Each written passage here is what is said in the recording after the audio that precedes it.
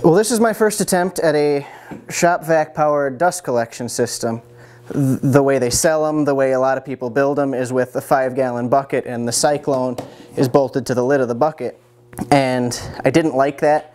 I don't like fighting with the lids of 5-gallon pails. I've opened enough buckets of mud for drywall that I just know it's a pain. So I decided I wanted to find a way to make it a lot easier to empty the thing.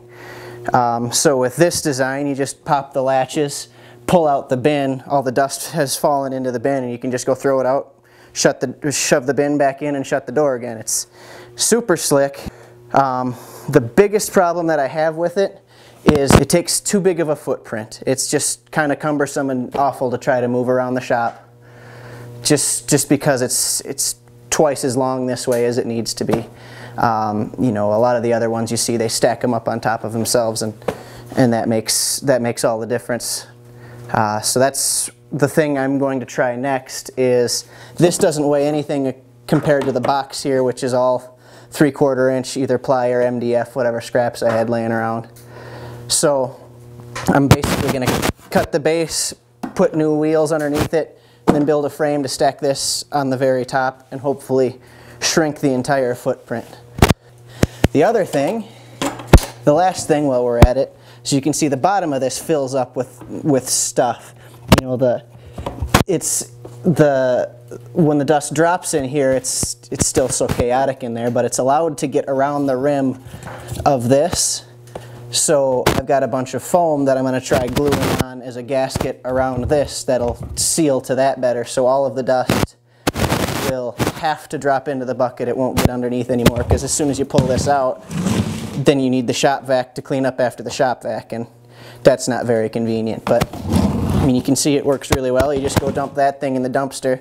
The other thing I really like about this is the size of the bin that I get to use. You know, a 5-gallon bucket is a 5-gallon bucket. This bin is 55 quarts. There's 4 quarts to a gallon. That's about 13 3/4 gallons in this versus one of the 5-gallon buckets. So I do really like the concept of this and the function of this.